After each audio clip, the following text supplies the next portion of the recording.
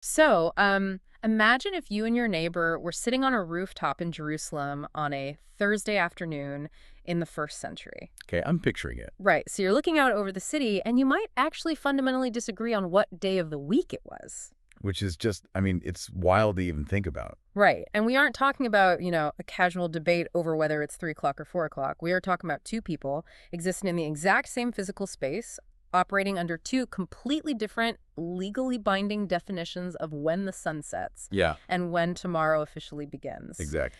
And that bizarre, localized calendar glitch sits at the absolute center of the most famous weekend in human history. It really is one of the most disorienting things for a modern reader to wrap their head around. Oh, absolutely. Because, we live in a world of standardized time zones, atomic clocks. Our calendar apps just sync globally. Right.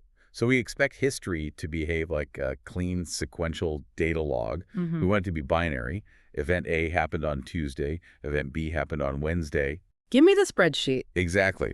And we certainly expect that if two eyewitnesses are documenting the most critical 48 hours of their entire movement, they should at least be able to agree on what day the main event took place. Which brings us to the core of what we are doing today. Welcome to this deep dive into the source material. Glad to be here. We have an absolutely massive stack of sources in front of us today. I mean, ancient manuscripts, archaeological reports, centuries of historical debate. And our mission for you today is to unpack this ultimate ancient historical puzzle. It's a big one. It really is. We are going to look closely at the Gospel of Mark and the Gospel of John, because if you lay these two texts side by side, they seem to be operating on two completely different calendars regarding the Last Supper and the crucifixion. And this isn't, just a minor clerical error. Yeah. It is a glaring discrepancy. If you've ever read these accounts and felt a sense of profound confusion or, I don't know, felt like you were missing some obvious piece of the puzzle, Which a lot of people do. yeah, your instincts are spot on. This is arguably one of the most heavily debated aspects of New Testament historical scholarship. For sure. But to truly understand it, we cannot just look at the texts in a vacuum.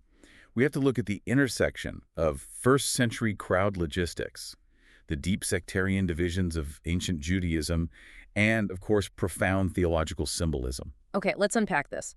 Before we can start putting the puzzle together, we need to see the jagged edges of the pieces. Let's look at the raw facts of these two conflicting timelines. Walk us through the narrative in Mark first. Okay, let's start with the synoptic view. What is the exact sequence of events there, and what is the timestamp? Well, if the synoptic gospels, so Matthew, Mark, and Luke, they share a very similar narrative framework, right? Right. And Mark is widely considered by scholars to be the earliest account. So in Mark chapter 14, the timeline is not vague at all. It is incredibly explicit. He puts a pin right in it. He really does. Yeah. In verse 12, Mark writes, "On the first day of unleavened bread, when they sacrificed the Passover lamb." Okay, so Mark is planting a flag. He is telling us that on Thursday afternoon, the lambs are actively being sacrificed in the temple, Exactly. which means the holiday is in full swing. Right. And following that exact logic, Mark continues by saying that on Thursday evening, Jesus and his disciples sit down to eat the Passover Seder. Which is the meal we universally know as the Last Supper. Yes. The disciples ask where to prepare it.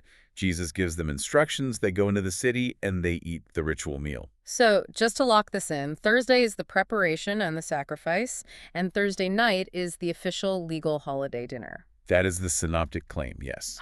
And then the following day, which is Friday, Jesus is arrested, subjected to a rapid series of trials, and crucified. Okay. It's a very straightforward sequence. Sacrifice the lamb, eat the lamb. The crucifixion happens the next day. Okay, I got that timeline locked in. Thursday night is the Seder. Yep. But then we open the Gospel of John, and suddenly the ground shifts completely under our feet. It really does. What is John's sequence? Because it just doesn't match, does it? No, in the Gospel of John, particularly when you hit chapters 18 and 19, the entire chronological architecture shifts backwards by a full 24 hours. A full day. A whole day. According to John, Thursday evening is indeed a final, intimate meal that Jesus shares with his disciples.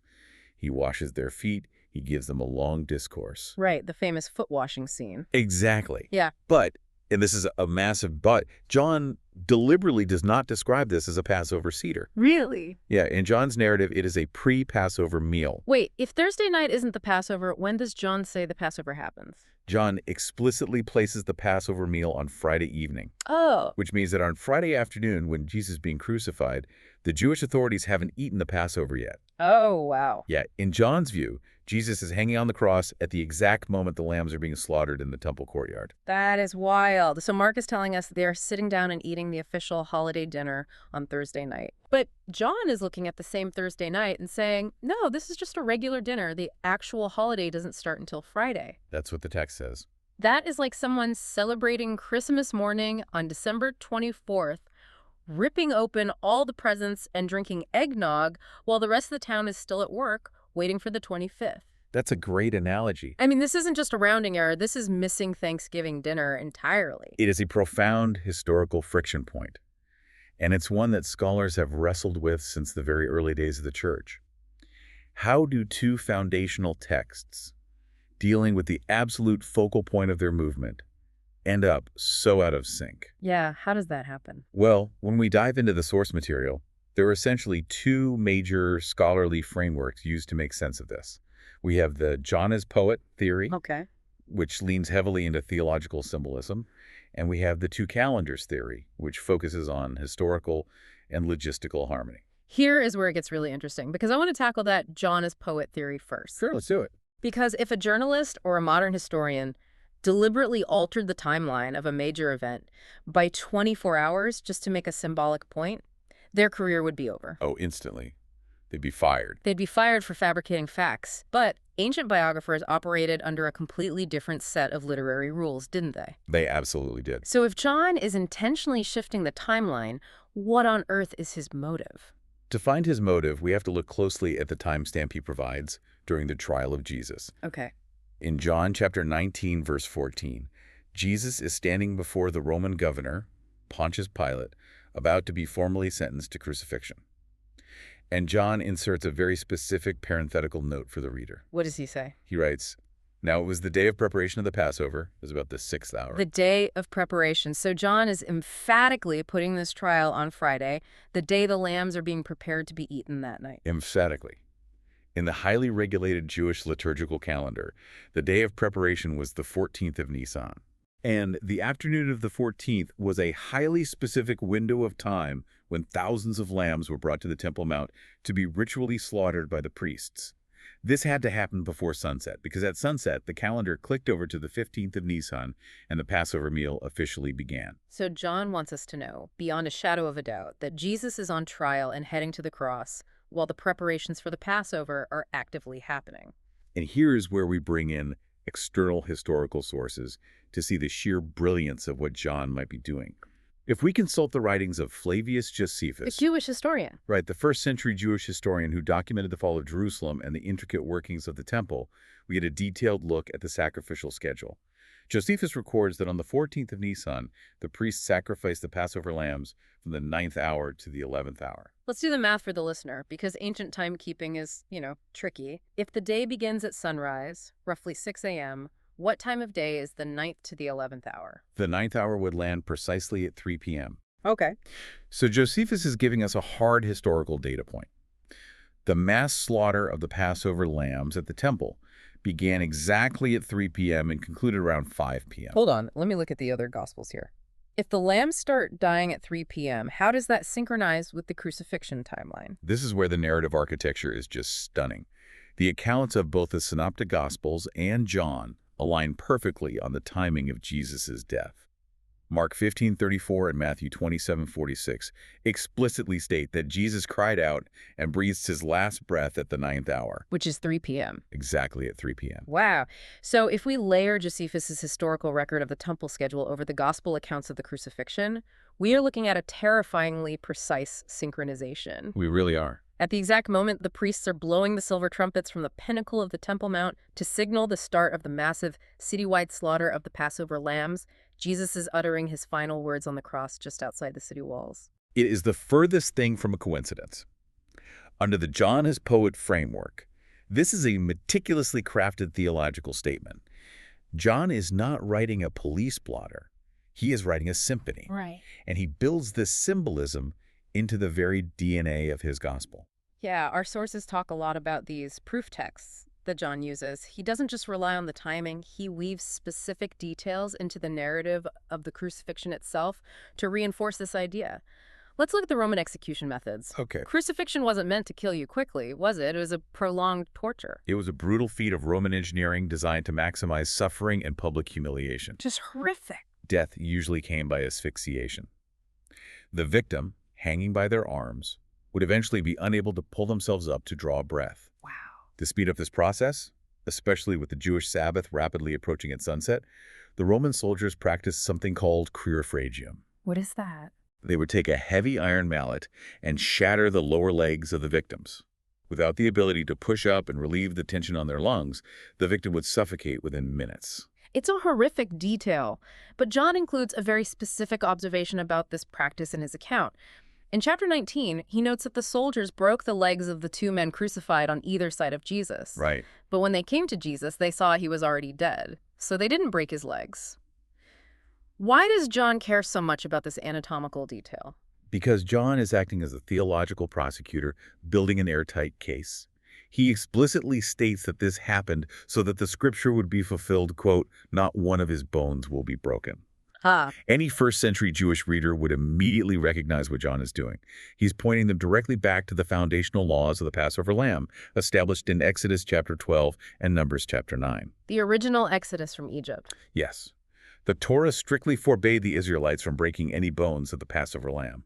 It had to be roasted whole. So, by pointing out that Jesus' bones remained intact, John is holding up the ancient blueprint of the Exodus and tracing it flawlessly over the events of Friday afternoon. Exactly. He is screaming to the reader, "Look, here's the true lamb." That is a surgical use of detail, and it doesn't stop there.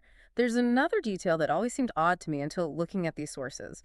Right before Jesus dies, he says he is thirsty. Yes. And John mentions that the soldiers soaked a sponge in sour wine and lifted it to his mouth. But John specifies that they put the sponge on a hyssop branch. The other Gospels just say a reed or a stick. Why hyssop? This is perhaps one of the most electric literary callbacks in the entire text. Tell me about it. Hyssop is a small, bushy shrub native to the Middle East. If you go back to the original Passover story in Egypt, the night the angel of death passed over the land, Moses gives the Israelites very specific instructions in Exodus 12:22. Oh, where are they? They are to take the blood of the slaughtered lamb, dip a bunch of hyssop into the basin, and paint the blood onto the lintel and doorposts of their houses. Oh, I see it. The hyssop is the applicator. It is the instrument of salvation. It was the physical tool used to apply the blood that saved the household from death. So, when John specifically notes that the bitter wine was lifted to Jesus on a hyssop branch, he is evoking the profound memory of that original night in Egypt. That's incredible. The hyssop applied the blood of the lamb to the doors in the Exodus, and now the hyssop is touching the lips of the man John is identifying as the ultimate sacrifice for the world. And this isn't just a late addition. John sets this up from the very beginning. In chapter 1, John the Baptist points at Jesus and says, "Behold, the Lamb of God who takes away the sin of the world." So the entire gospel is bookended by this metaphor. That is the core argument of the John as poet theory.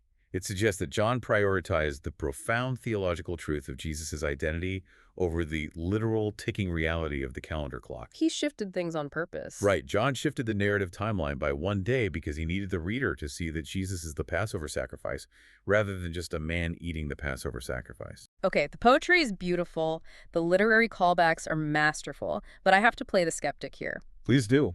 Would a first-century audience, many of whom might have known the actual historical timeline, have accepted John literally rewriting history?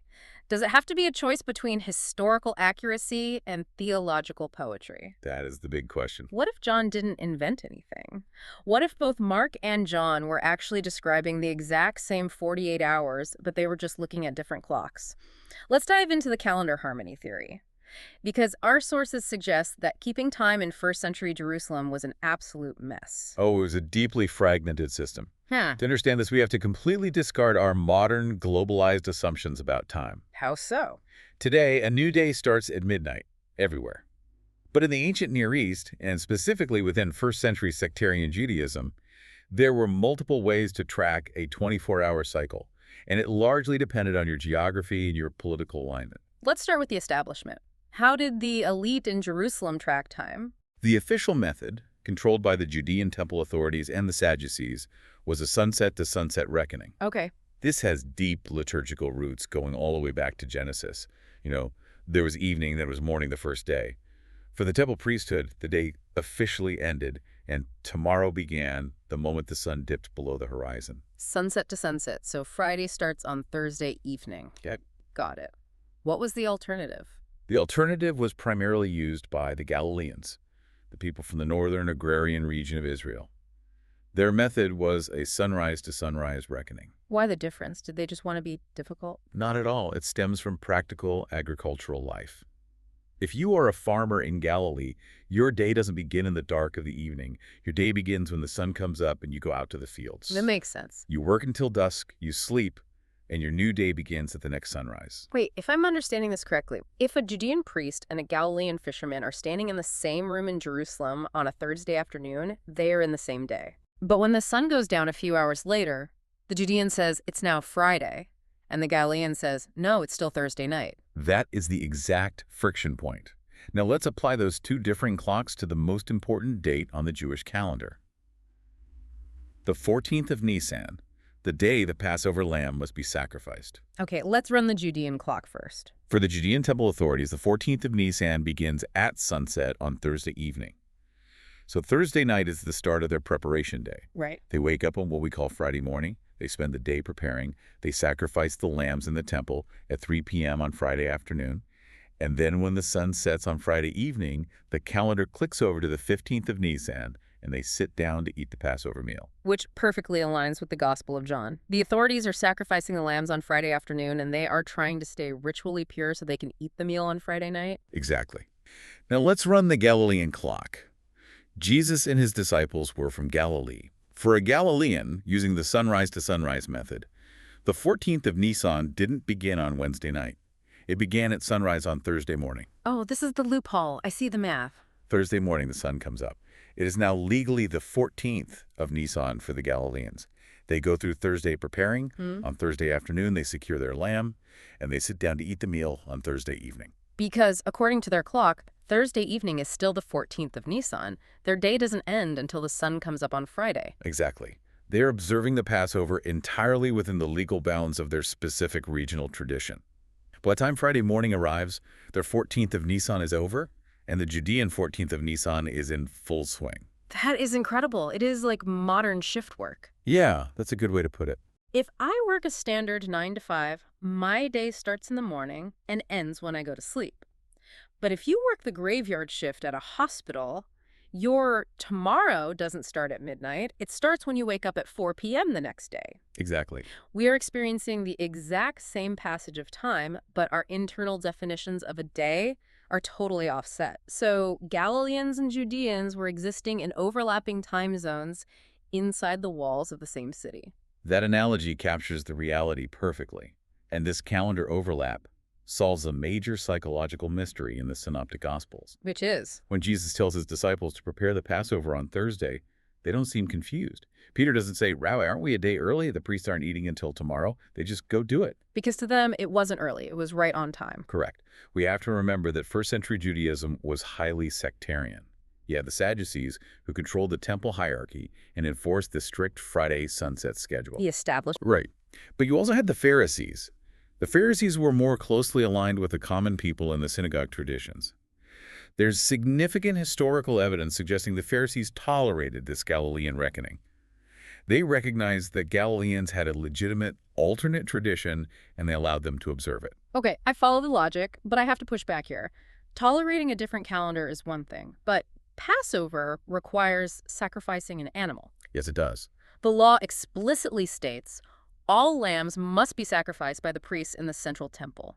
You can't just have thousands of Galileans showing up at the temple on Thursday demanding to sacrifice their lambs if the official temple calendar says the sacrifice is on Friday. Are scholars just doing calendar gymnastics to save the Bible's math, or is there historical proof that the temple actually allowed this? It is a totally valid question, and the answer lies in the sheer, overwhelming logistical nightmare of first-century Jerusalem. This wasn't a quaint, quiet family holiday. Passover was a mega event. Give me a sense of the scale. How big was this event? Jerusalem was a city built to comfortably house maybe 40 to 50,000 people. Mm. But during Passover, it was flooded with pilgrims from all over the known world, from Rome, from Egypt, from Babylon. Packed. Packed. Josephus provides some staggering figures. He claims that during one Passover, they counted 256,500 lambs sacrificed. Oh, my goodness. If you assume a minimum of 10 people per lamb, as the law required, Josephus is suggesting a population of over 2 million people crammed into the city. 2 million people in a first-century city. The infrastructure would collapse. Most modern historians believe Josephus was exaggerating. Ancient writers often inflated numbers for political or dramatic effect. But even conservative modern demographic estimates put the festival crowd at a minimum of 200,000 to 300,000 people. Still a huge number. The population of the city swelled by 5 to 10 times its normal size. Let's visualize the logistics of that. Every family or group of 10 pilgrims needs a lamb.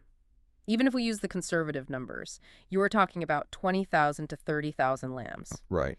And all of those lambs have to be physically brought into the temple courtyard, their throats slit by the priests, the blood caught in gold and silver basins and splashed against the altar, the fat burned, and the carcass flayed and returned to the family. And you are telling me they had to do all of this between 3 p.m. and 5 p.m. In a 2-hour window. Yeah. It is physically, mechanically impossible. There's just no way. The Temple Mount was massive, but the actual area permitted for sacrifice was limited.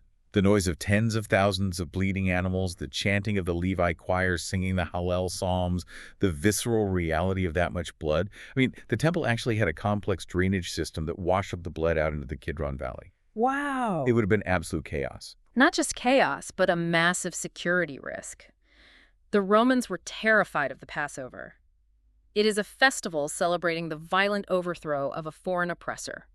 The Roman governor, Pontius Pilate, would bring extra legions down from Caesarea just to stand guard on the walls of the Antonia fortress. Looking down directly into the temple courts. Exactly, just waiting for a riot to break out. A logistical bottleneck of 30,000 frustrated pilgrims waiting to kill their lambs is a recipe for a bloody revolt. And the high priests knew this. This is why the calendar harmony theory isn't just modern gymnastics. We have precedents in rabbinic literature, like the Mishnah, showing that the temple authorities were highly pragmatic when it came to logistics. Okay, so what did they do? To avoid a stampede and a Roman crackdown, evidence strongly suggests they instituted what we call the double day of slaughter. So they allowed a staggered schedule. They had to. They allowed the Galileans, the Pharisees, and the out-of-town pilgrims to bring their lambs to the temple on Thursday afternoon. This relieved the pressure. That makes so much sense. The temple operated a full sacrificial shift on Thursday, which was legally the 14th of Nisan for the sunrise clock Galileans. And then the temple operated a second shift on Friday afternoon for the Judeans and the Sadducees, whose 14th of Nisan was coming to a close. It's crowd control through calendar manipulation that completely harmonizes the Gospels without either author being wrong. Mark is a Galilean recounting the Galilean Thursday schedule. John is focusing his narrative entirely on Jesus' confrontation with the Judean authorities, so he highlights the Judean Friday schedule. Yeah. It is brilliant. It really is an elegant solution. But there is one phrase in the synoptics that still trips me up. Which phrase is that? In Matthew 26:17, it says, "On the first day of the Feast of Unleavened Bread, the disciples came to Jesus and asked, 'Where do you want us to make preparations for you to eat the Passover?'" Right. If Thursday is the day they are preparing the lamb, how can it be the first day of the feast? The feast doesn't officially begin until you actually sit down and eat the lamb that night, right? It's a great catch. And it's a detail that often confuses readers who look for strict legal definitions in ancient texts. The key here is distinguishing between rigid legal terminology and colloquial everyday language. Break down the legal terminology first. Legally, the day of preparation, so the 14th of Nisan, and the Feast of Unleavened Bread, which is the 15th through the 21st of Nisan, are two distinct events. The 14th is a workday. You slaughter the lamb, and critically, you search your entire house to find and destroy every single microscopic crumb of leaven or yeast. Right. This ritual, called Bedikas Chametz, is taken incredibly seriously. And then the feast itself begins at sunset. Right. But think about the practical reality of Thursday morning. If the law requires that absolutely zero leaven can exist in your house by the time the lamb is sacrificed in the afternoon, what are you eating for breakfast on Thursday? You certainly aren't eating a fluffy loaf of sourdough. You'd be eating the flat, unleavened bread matzah just to be safe. Precisely. Because the defining activity of the feast, eating unleavened bread, was already practically in effect by Thursday morning. To avoid any accidental contamination, the common peoples simply started referring to the preparation day as the first day of unleavened bread. The terms bled together in everyday speech. I get it. It is like when we talk about the holidays today. If you wake up on December 24th, you are listening to Christmas music, you might be at a Christmas Eve service, you might let the kids open one present early. Functionally, you are doing Christmas. Yeah, exactly. If someone says, it's the first day of my Christmas vacation, you don't correct them and say, actually, legally, the 25th doesn't begin until midnight. You know what they mean. Matthew is using the common vernacular of his day. Thursday was the day the matzah came out, so Thursday was the start of the unleavened bread experience. Exactly. We have to allow these ancient authors to speak like human beings, not just legal encyclopedias. Okay, we've harmonized the calendars, we've solved the crowd control logistics of 2 million pilgrims, and we've cleared up the colloquial language. But our sources point to one more layer of this timeline, and it might be the most intense part of the whole weekend. Oh, yes. The looming high Sabbath. The high Sabbath is the engine that drives the frantic urgency of Friday. In biblical scholarship, this is often referred to as the preparation paradox. What exactly is the preparation paradox? It centers around the Greek word periskou, which translates as preparation. In the Gospels, this word is doing double duty. How so? Sometimes it refers specifically to the preparation for the Passover, slaughtering the lambs on the 14th of Nisan. However, periskou was also the standard everyday Jewish term for Friday. Friday was the preparation day for the weekly Saturday Sabbath. Because the law forbade any work, including cooking or lighting a fire, on the Sabbath, so if you wanted to eat on Saturday, you had to cook everything on Friday. Correct. Now, in the specific year that Jesus was crucified, an astronomical and calendrical collision occurred. Friday wasn't just the preparation for the weekly Sabbath. Friday afternoon was also the preparation for the Passover for the Judean authorities. Oh, wow. So the 15th of Nisan, the actual day of the Passover meal, fell on a Saturday that year. Yes. When the sun went down on Friday, it triggered a massive double holiday. It was the beginning of the weekly Sabbath and simultaneously the beginning of the Feast of Unleavened Bread. When these two massive holy days overlap, the Gospel of John refers to it as a high Sabbath or a high day. I can only imagine the stress. The religious fervor was at an absolute peak, and the purity laws were enforced with terrifying strictness. So picture the scene in Jerusalem on Friday afternoon. Every single Judean is racing the clock. They have to get their lamb sacrificed at the temple, carry the carcass through crowded streets, get home, roast the lamb over an open fire, and have everything perfectly arranged before the sun drops below the horizon. Everything had to be perfect. Because the second the sun sets, all work becomes a capital offense. This frantic ticking clock explains one of the most bizarre interactions in the entire trial of Jesus. Early Friday morning, Jesus has been arrested by the temple guard. He's been interrogated by the high priest Caiaphas, and now they drag him to the praetorium, the headquarters of the Roman governor Pontius Pilate, to demand his execution. But look at what John 18:28 says. The Jewish leaders refuse to step foot inside Pilate's headquarters. I always found that strange. They are the ones demanding his death. You'd think they would want to march right into Pilate's office, slam their fists on his desk, and demand a crucifixion. Why are they standing outside in the courtyard? Because Pilate is a Roman. He is a Gentile. According to strict first-century purity laws, a Jewish person entering the dwelling of a Gentile would incur ritual impurity. Okay, why was that? The rabbis believed Gentile houses were unclean, partly due to the suspicion that they might have buried aborted children under the floors, or simply because they did not clear their houses of leaven for the Passover. And if you are ritually impure, you cannot participate in the temple sacrifices, and you certainly cannot eat the holy Passover lamb. And here is the kicker. The purification process for that specific type of impurity required you to wash yourself and wait until sunset to be clean. I see the trap. It's a huge trap. If Caiaphas or the priests walk into Pilate's house at 7 a.m. on Friday, they are legally unclean until Friday sunset. But Friday sunset is the exact moment the high Sabbath begins, and they are supposed to be sitting down to eat their Passover lamb. If they cross Pilate's threshold, they disqualify themselves from the most important religious event of the year. You've got it. So they are forced to stand outside in the courtyard, shouting their demands to Pilate, forcing the Roman governor to awkwardly walk back and forth between Jesus inside and the priests outside. That is fascinating. This is a brilliant, gritty, historical detail that John includes. And it only makes sense if the Judean authorities were operating on a Friday schedule, frantically trying to stay clean for a meal they hadn't eaten yet. Jesus, meanwhile, having operated on the Galilean schedule, had already eaten his Passover the night before. The cultural context just makes the text explode in 3 dimensions. It really opens it up.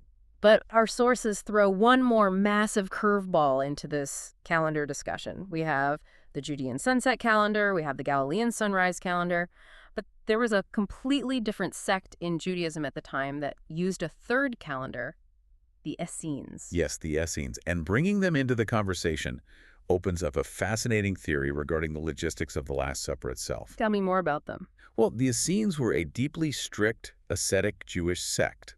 Many of them lived out in the desert community of Qumran, near the Dead Sea. They are the community responsible for writing and preserving the Dead Sea Scrolls. And they had a major theological beef with the temple in Jerusalem, didn't they? A massive beef. They believed the temple priesthood in Jerusalem had become deeply corrupted by Hellenistic or Greek influences. And one of their primary pieces of evidence for this corruption was the calendar. The temple authorities used a lunar calendar based on the cycles of the moon. Let me guess, the Essenes rejected the moon. They vehemently rejected it. They believed the lunar calendar was a pagan innovation. The Essenes adhered strictly to a 364-day solar calendar. This calendar is detailed in ancient texts like the Book of Jubilees and the Book of Enoch. The beauty of a 364-day calendar is that it divides perfectly into exactly 52 weeks. Which means every single date falls on the exact same day of the week, every single year. Exactly. It is mathematically pristine. And because their calendar was entirely out of sync with the temple's lunar calendar, the Essene holidays rarely lined up with the official Jerusalem holidays. Right. In fact, according to the Essene solar calendar, the Passover always fell on a Tuesday or Wednesday night. It could never fall on a Thursday or Friday. Always Tuesday or Wednesday. Okay, how does a desert cult's calendar impact Jesus trying to find a room for the Last Supper? Well, the Essenes didn't just live in the desert. Archaeological evidence strongly suggests there was an enclave of Essenes living within the walls of Jerusalem, in what is now the southwestern part of the Old City. Really? Yeah, we found evidence of an Essene gate and specific types of ritual baths, or mikvahs, that align with Essene purity practices. An Essene quarter, right inside the city. Yes. Now, think about the logistics we discussed earlier. Jerusalem is packed with hundreds of thousands of pilgrims. It is a real estate nightmare. Finding a large furnished upper room to host a private meal on Thursday night, when the city is in a frenzy of preparation, would be nearly impossible. But where would be the easiest place to book a room? In the neighborhood of the people who already celebrated their Passover 2 days ago, if you walk into the Essene Quarter on Thursday, their holiday's over. Their guest rooms are empty, their ovens are free. It is a highly compelling theory. While the rest of the city is frantically dealing with the Friday crunch, Jesus quietly directs his disciples to the Essene Quarter and easily secures a room for Thursday night. That is just so clever. It shows incredible logistical foresight. It hints that Jesus isn't just wandering into a chaotic weekend. He's strategically navigating the sectarian divisions and the real estate of a crowded city to carve out a quiet space for his final hours with his disciples. It turns this lofty theological text into a gritty, human, logistical story. But that raises an even bigger question. What's that? If Jesus is leveraging calendars and booking rooms in rival neighborhoods, well, it feels like he isn't just getting swept up in the machinations of the Roman and Judean authorities. It feels like he is orchestrating the entire weekend. Orchestrating is the precise word. If we look at the broader timeline of Holy Week, we see a stunning contrast between what the authorities planned to do and what Jesus forced them to do. We have to look at the week's countdown. Walk us through the countdown. When does the tension start? It starts early in the week. Jesus enters the city on what we call Palm Sunday, causing a massive public stir. On Monday, he goes to the temple and aggressively overturns the tables of the money changers. Setting things in motion. He is publicly challenging the authority and the economic engine of the Sadducees. By Tuesday, the tension is at a boiling point, and it's on Tuesday that Jesus makes a very specific chronological prediction. In Matthew 26. Yes. In Matthew 26, verses 1 and 2, Jesus finishes a long period of teaching, turns to his disciples and says, "You know that after 2 days the Passover is coming, and the Son of Man will be delivered up to be crucified." After 2 days. Okay, if he's saying this on Tuesday, we have to do that ancient math again. How does after 2 days get us to Thursday or Friday? We have to use ancient inclusive counting. When we count days in the modern world, we start with tomorrow as day 1. But in the ancient Near East, the current day, regardless of what time it is, counts as day 1. So Tuesday is day 1. Tuesday is day 1.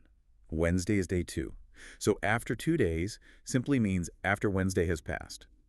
Jesus is explicitly stating on Tuesday that the climax of his mission, his arrest and crucifixion, will occur as Thursday transitions into the Passover. But wait, why is that such a profound statement? Everyone in the city knew the Passover was happening later that week. The power of the statement comes from the dramatic irony of what the authorities were doing at that exact same moment. If you look just a few verses later, in Matthew 26, verses 3 through 5, Caiaphas, the high priest, has gathered the elders. They are terrified. They know they have to kill Jesus, but they also know the city is packed with Galilean pilgrims who love him. They are worried about a riot. They are terrified of a riot. So the authorities explicitly agree on a timeline. They say, "We will arrest him secretly and kill him, but not during the feast, lest there be an uproar among the people." Ugh. They wanted to wait.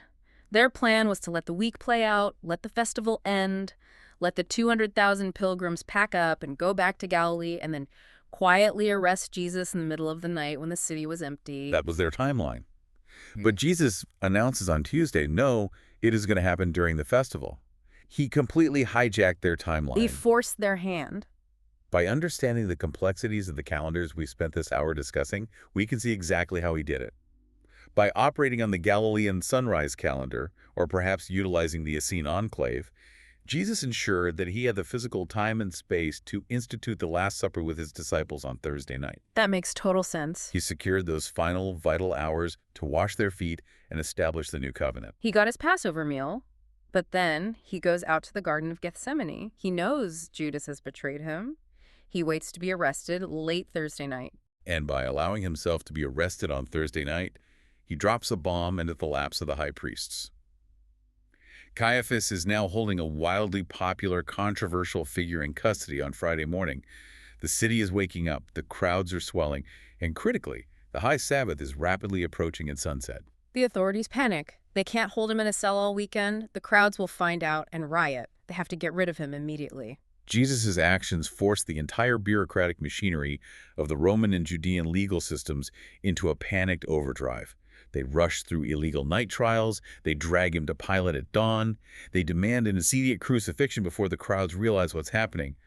The sheer velocity of Friday morning is a direct result of Jesus controlling the timeline on Thursday night. And the result of that panicked rush is that Jesus is marched out to Golgotha, nailed to a cross, and he dies at 3 p.m. on Friday afternoon. At the exact moment, the silver trumpets sound and the Judean priests begin slaughtering the Passover lambs in the temple. He orchestrated his death to align precisely with the Judean temple sacrifice, fulfilling the massive cosmic theological poetry that John so brilliantly captures, while simultaneously ensuring that his historical Galilean Passover meal occurred just as Mark and Matthew recorded.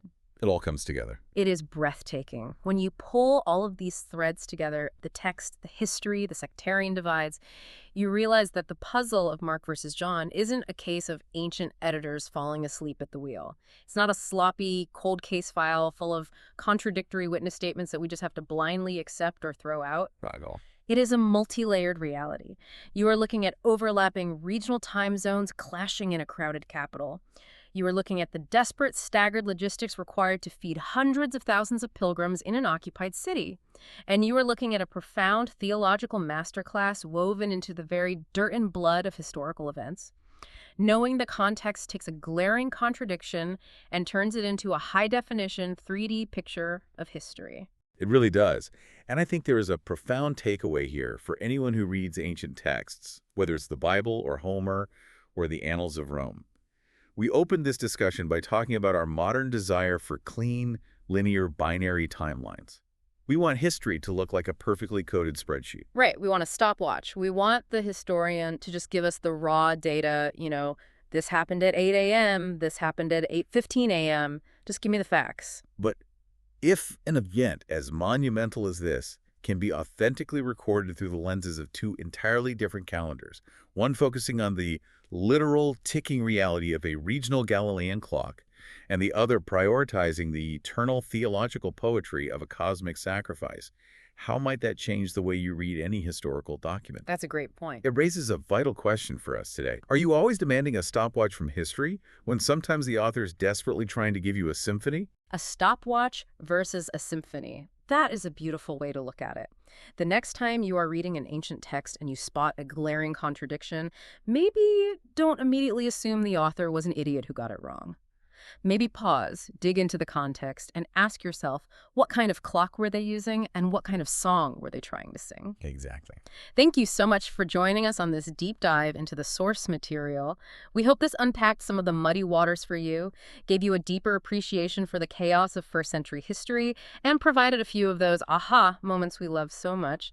Keep asking great questions, keep digging into the context, and we'll see you next time.